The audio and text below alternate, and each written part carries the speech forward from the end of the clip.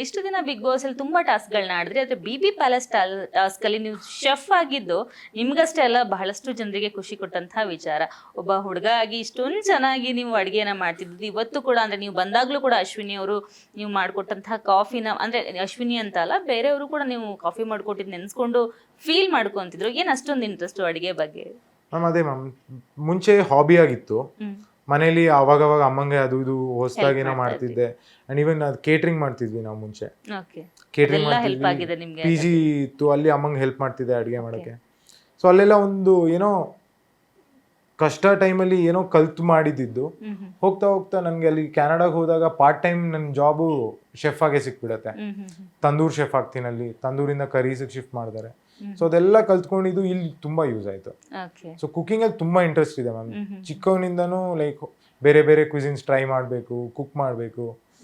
ಇಲ್ಲಿ ಬಂದಾಗ ಕೆಲವ್ರಿಗೆ ಮಾತ್ರ, ಈಗ ರಘು ಸರ್, ಅಶ್ವಿನಿ ಮ್ಯಾಮ್, ಅವ್ರಿಗೆಲ್ಲ ಇಂಟ್ರೆಸ್ಟ್ ಇದೆ ಫುಡ್ ಬಗ್ಗೆ. ಸೊ ಅದೆಲ್ಲ ನೋಡಿದಾಗ ನಮಗೂ ಅನ್ಸುತ್ತೆ, ಓಕೆ ಏನಾರು ಎಕ್ಸ್ಪೆರಿಮೆಂಟ್ ಮಾಡ್ತಾ ಇರಬೇಕು, ಏನಾರು ಮಾಡಿಕೊಡ್ಬೇಕು. ತಿನ್ನೋಕ್ಕಿಂತ ಅವ್ರು ಮಾಡಿದಾಗ ಅವ್ರ ರಿಯಾಕ್ಷನ್ ಇರುತ್ತೆ ನೋಡಿ, ಚೆನ್ನಾಗಿದೆ ಅಂತ ಹೇಳಿದೆ ನೋಡಿ, ಅದರಿಂದ ಖುಷಿ ಸಿಗ್ತಿತ್ತು. ಸೊ ಕುಕಿಂಗ್ ಅಲ್ಲಿ ತುಂಬಾ ಇಂಟ್ರೆಸ್ಟ್ ಇತ್ತು. ಓಕೆ, ನಿಮಗೆ ಬಿಗ್ ಬಾಸ್ ಇದುವರೆಗೂ ಸಿಕ್ಕಿರುವಂತಹ ಖುಷಿ ಕೊಟ್ಟಿರುವಂತಹ ಬೆಸ್ಟ್ ಕಾಂಪ್ಲಿಮೆಂಟ್ ಏನು? ಮನೆ ಒಳಗ, ಮನೆ ಒಳಗಡೆ ಸುದೀಪ್ ಅವರಿಂದ ಇರ್ಬೋದು, ಅಥವಾ ಯಾರು ನಿಮ್ ಬಗ್ಗೆ ಏನಾದ್ರು ಹೇಳಿದಿರ್ಬೋದು, ನೀವು ತುಂಬಾ ಒಳ್ಳೆ ಹುಡುಗ ಅಂತ ಹೇಳಿರೋದಿರ್ಬೋದು. ಯಾವ್ದು ತುಂಬಾ ಇಷ್ಟ ಆಯ್ತು ನಿಮ್ಮ ಬಗ್ಗೆ ಅವ್ರುಗಳೆಲ್ಲ ಕೊಟ್ಟಿರೋ ಕಾಂಪ್ಲಿಮೆಂಟ್ ಅಲ್ಲಿ? ನನಗೆ ಸುದೀಪ್ ಸರ್ ಸುಮಾರು ಸತಿ ಹೇಳಿದ್ದಾರೆ, ನನ್ಗದು ರಿಯಲೈಸು ಆಗ್ತಿರ್ಲಿಲ್ಲ ಅವಾಗ. ಸೂರಜ್, ನೀವು ಸೆನ್ಸಿಬಲ್ ಆಗಿ ಮಾತಾಡ್ತೀರಾ. ಈವನ್ ರಘು ಸರು ಅದೇ ಹೇಳ್ತಾರೆ, ಸೂರಜ್ ಯು ಆರ್ ಸೆನ್ಸಿಬಲ್ ಅಂತ ಹೇಳ್ತಾರೆ. ತುಂಬಾ ಮಾತಾಡಿಲ್ಲ ಅಂದ್ರೂ ಮಾತಲ್ಲಿ ತೂಕ ಇದೆ ಅಂತ ಸುಮಾರು ಜನ ಹೇಳಿದ್ದಾರೆ. ಅಂಡ್ ಆಲ್ಸೋ ದ ವೇ ನಾನು ಕ್ಯಾರಿ ಮಾಡ್ತಿದ್ದು ನನ್ನ. ಅಶ್ವಿನಿ ಮ್ಯಾಮ್ಗೂ ಅಷ್ಟೇ, ಸೂರಜ್ ನಿಮ್ ಸ್ಮೈಲ್ ತುಂಬಾ ಚೆನ್ನಾಗಿದೆ ಅಂತ ಹೇಳ್ತಿದ್ದೆ. ಮ್ಯಾಮ್ ಸುಮ್ಮನೆ ಹೇಳ್ತಿದ್ದೀರಾ ಅಂತ ನಾನು ಹೇಳ್ತಿದ್ದೆ. ಬಟ್ ಹೊರಗೆ ಬಂದ್ಮೇಲೆ ನಾನು ಪೋಸ್ಟ್ಗಳು ನೋಡಿ ಈಗ ಅನ್ನಿಸ್ತಾ ಇದೆ, ಓಕೆ ಅವರೆಲ್ಲ ಏನೋ ಹೇಳ್ತಿದ್ದಾರೆ, ಇಟ್ ವಾಸ್ ಟ್ರೂ ಅಂತ ಅನ್ನಿಸ್ತು. ಅಂಡ್ ಆಲ್ಸೋ ಲೈಕ್ ಅದೇ ನನ್ನ ಪರ್ಸ್ನಾಲಿಟಿ ಇಷ್ಟ ಆಯಿತು ಜನಕ್ಕೆ, ಮನೆ ಒಳಗಿರೋರಿಗೆ ಅಂತ. ಈವನ್ ಗಿಲ್ಲಿನೂ ಹೇಳ್ತಾನೆ, ಸೂರಜ್ ಅಣ್ಣ ಹೋಗಿದ್ದು ಬೇಜಾರಾಯಿತು ಅಂತ, ನಾನು ಅದು ನೋಡ್ತೀನಿ ನಿನ್ನೆ. ಸೊ ಅದೆಲ್ಲ ನೋಡಿದಾಗ, ಗಿಲ್ಲಿ ಯೂಶಲಿ ಹೇಳಲ್ಲ ಅದನ್ನ ಯಾರು ಹೋದಾಗ, ಬಟ್ ಅವನಿಂದನೂ ಅದೆಲ್ಲ ಕೇಳಿದಾಗ ಐ ವಾಸ್ ಲೈಕ್ ಓಕೆ, ಇದ್ದಷ್ಟು ದಿನ ಸರಿಗಿದ್ದೆ ಅಂತ ಅನ್ಸುತ್ತೆ. ಸ್ಪಂದನ ಅವ್ರಿಗೆ ಕಾಲೇಟಾದಾಗ ನೀವು, ಧನುಷ್ ಅವರು, ಅಭಿಷೇಕ್ ಅವರು ಡ್ಯಾನ್ಸ್ ಮಾಡ್ತೀರಾ, ಡ್ಯಾನ್ಸ್ ಮಾಡಿ ಅವ್ರು ಅಳ್ತಾ ಇರ್ತಾರೆ, ನೀವು ನಗಿಸ್ತೀರಾ. ಅದು ತುಂಬಾ ವೈರಲ್ ಆಗಿತ್ತು. ಆ ಒಂದು ಸೀಕ್ವೆನ್ಸ್ ಏನು, ಯಾಕೆ ನೀವು ಡ್ಯಾನ್ಸ್ ಮಾಡಿದ್ದು, ಹೇಗೆ ನೀವು ಅದನ್ನ, ಅಂದ್ರೆ ನೀವೆಲ್ಲರೂ ಸ್ಟೆಪ್ ಪ್ರಾಕ್ಟೀಸ್ ಮಾಡಿ ಅವ್ರ ಮುಂದೆ ಡ್ಯಾನ್ಸ್ ಮಾಡಿದ್ದ? ಇಲ್ಲ ಮ್ಯಾಮ್, ಲೈಕ್ ಸ್ಪಂದನ ವಾಕ್ ಮಾಡ್ತಿದ್ದಿದ್ದೆ ಹಂಗೆ ಇತ್ತು. ಲೈಕ್ ಪಾಪ ಕಾಲ್ ಲೇಟ್ ಆಗಿತ್ತು ಅಂತ ಒಂದು ಸೈಡಿಗೆ ನಡೀತಾ ಇದ್ರು. ಅದನ್ನ ಧನು ಇಮಿಟೇಟ್ ಮಾಡಿ ಸುಮಾರು ಸತಿ ತೋರಿಸ್ಬಿಟ್ಟಿದ್ದ ನಮಗೆ. ಬಿಕಾಸ್ ಅವ್ನು ತುಂಬ ಚೆನ್ನಾಗಿ ಎಲ್ಲರನ್ನೂ ಕಾಲು ಎಳಿತಿರ್ತಾನೆ ಇಮಿಟೇಟ್ ಮಾಡ್ಕೊಂಡು. ಸೊ ಅದನ್ನೆಲ್ಲ ನೋಡಿದ್ವಿ. ಆ್ಯಂಡ್ ನಾವು ರೂಮಿಗೆ ಬಂದಾಗ ಏನಾಯಿತು, ವಿ ಸಾ ಸ್ಪಂದನ ಕ್ರೈಮ್. ನಮಗೆ ಅಲ್ಲೇ ಬೇಜಾರಾಗೋಯ್ತು, ಯಾಕೆ ಹೇಳ್ತಾ ಇದ್ದಾಳೆ ಇವಳು ಅಂತ. ಸೊ ಅದು ಚೇರಪ್ ಮಾಡೋಣ ಸ್ವಲ್ಪ ಅಂದ್ಬಿಟ್ಟು, ಸ್ಪಂದನ ಯಾಕೆ ಏನಾಯಿತು ಅಂತ ಕೇಳಿದಾಗ, ಓಕೆ ಡ್ಯಾನ್ಸ್ ಮಾಡೋದ ನಾವೆಲ್ಲ ಅಂದ್ಬಿಟ್ಟು 3 ಜನ ನಿಂತ್ಕೊಂಡು ಆ ಡ್ಯಾನ್ಸ್ ಮಾಡ್ತೀವಿ ಅಷ್ಟೇ. ಓಕೆ, ಇನ್ನು ತುಂಬಾ ಒಳ್ಳೆ ಒಳ್ಳೆ ಫೀಲಿಂಗ್ಸ್ ಇರುತ್ತೆ ಬಿಗ್ ಬಾಸ್ ಅಲ್ಲಿ. ಇಂಥ ಒಂದು ಘಟನೆ ನಡೀಬಾರ್ದಿತ್ತು, ನಾನು ಅವ್ರ ಬಗ್ಗೆ ಈ ತರ ಮಾತಾಡಬಾರ್ದಿತ್ತು, ಏನಾದ್ರು ಒಂದು ಹತ್ರ ಫೀಲ್ ಆಗಿತ್ತಾ ನಿಮ್ಗೆ? ಇಲ್ಲ ಇವತ್ತು ಇದಾಗಬಾರ್ದಿತ್ತು ಅಂತ, ಯಾರ ಜೊತೆನಾದ್ರು ಜಗಳ ಆಡಿದಾಗ ಆ ಥರ ಇದಾಗಬಾರ್ದಿತ್ತು ಅಂತ ಏನಾದ್ರು ಅನ್ಸಿದ್ದಿದ್ಯಾ ಬಿಗ್ ಬಾಸ್ ಮನೆಯಲ್ಲಿ? ಇಲ್ಲ, ನಂಗೆ ಆ ಥರ ರಿಗ್ರೆಟೇ ಇಲ್ಲ. ನಾನು ಒಬ್ರ ಬಗ್ಗೆ ಆ ಥರ ಮಾತಾಡಿದ್ದೀನಿ. ಇವಂದು ಒಂದು ಜಗಳ ಆಗತ್ತೆ ಅಂದಾಗ್ಲೂ ನಾನು ಅದನ್ನ ಅಲ್ಲಿಗೆ ಮುಗಿಸ್ಬಿಡ್ತೀನಿ.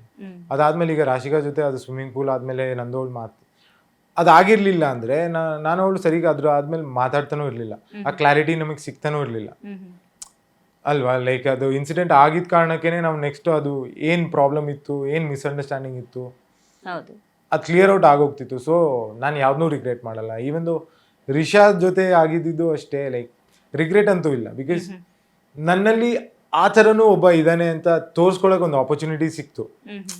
ಸೊ ನಾನು ಮಾತಾಡಿದೆ, ಅದ್ರಲ್ಲಿ ನಾನು ಅವಳನ್ನ ಡಿಗ್ರೇಡ್ ಮಾಡಲಿಲ್ಲ.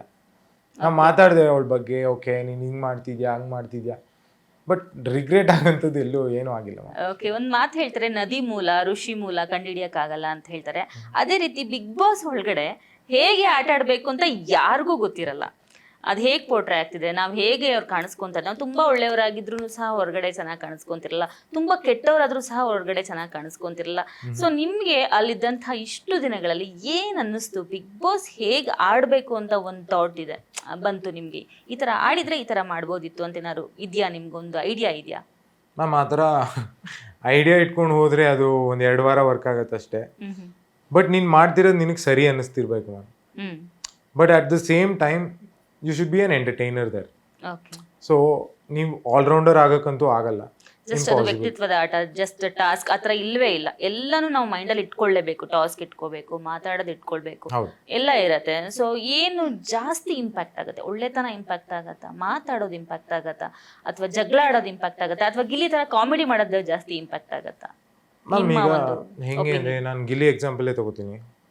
ಗಿಲ್ಲಿ ಹೆಂಗೆ ಅಂದರೆ ಅವನೀಗ ಕೆಲವು ಸತಿ ಅವ್ನಿಗೆ ಆಪರ್ಚುನಿಟಿನೇ ಸಿಗ್ತಿರ್ಲಿಲ್ಲ ಟಾಸ್ಕ್ ಆಡೋಕ್ಕೆ. ಬಿಕಾಸ್ ಅವ್ನು ಹೇಳ್ತಿದ್ದ ಅಣ್ಣ ನೀವೇ ಆಡಿ ಅಂತ ಹೇಳ್ತಾ ಇದ್ದ. ಹೌದು. ಸೊ ಅಲ್ಲಿ ಟಾಸ್ಕ್ ಆಡಿಲ್ಲ ಅಂತ ಗಿಲ್ಲಿ ಗೇಮ್ ಆಡ್ತಿಲ್ಲ ಅಂತಲ್ಲ. ಸೊ ಅಲ್ಲಿಂದ ಇನ್ನೊಂದು ಕಡೆ ಕೋಪಪ್ ಮಾಡ್ತಿರ್ತಾನೆ ಅವನು. ಇಲ್ಲಿ ಟಾಸ್ಕಲ್ಲಿ 4 ದಿನ ಆಡೋದನ್ನ ಒಂದು ವಾರ ಪೂರ್ತಿ ಅವ್ನ ಮಾತಲ್ಲೇ ಅವ್ನು ಕೋಪಪ್ ಮಾಡಿಬಿಟ್ಟಿರ್ತಾನೆ. ಸೊ ಒಂದು ಪರ್ಟಿಕ್ಯುಲರ್ ಒಂದು ಬ್ಲೂ ಪ್ರಿಂಟ್ ಅಂತ ಇಲ್ಲ ಬಿಗ್ ಬಾಸ್ಗೆ. That's what I think. Okay. Whatever you do ನಿಮಗೆ ಅನ್ನಿಸ್ಬೇಕು ನೀನು ಮಾಡ್ತಿರೋದು ಸರಿ, ನೀನು ಮಾಡ್ತಿರೋದು ನೋಡೋರಿಗೆ ಸರಿ. ಓಕೆ. ನೀನು ನೋಡಿದ್ರೆ ಓಕೆ ಇವ್ನು ಸರಿಗಿದ್ದಾನೆ ಅಂತ ಜನಕ್ಕೆ ಅಕ್ಸೆಪ್ಟ್ ಆಗುತ್ತೆ ಅಂದರೆ that is the one thing. And also like entertainment point of view ಅಲ್ಲಿ ನೋಡಿದ್ರೆ ನಿನ್ಗೆ ಬರಲ್ಲ ಅಂದ್ರೂ ನೀನು ಮಾಡು ಗುರು, ಅದು ಹೆಂಗಾರು ಕಾಣಿಸ್ಲಿ ಅಲ್ವಾ. ಇವಂದು ಈಗ ಡಾನ್ಸ್ ಮಾಡ್ತೀಯಾ, ನಿಂಗೆ ಬರಲ್ವಾ ಡಾನ್ಸ್ ಮಾಡಿ, ನಿಂಗೆ ಹಾಡು ಬರಲ್ವಾ ಹಾಡು, show that you are at least trying ಅಲ್ವಾ.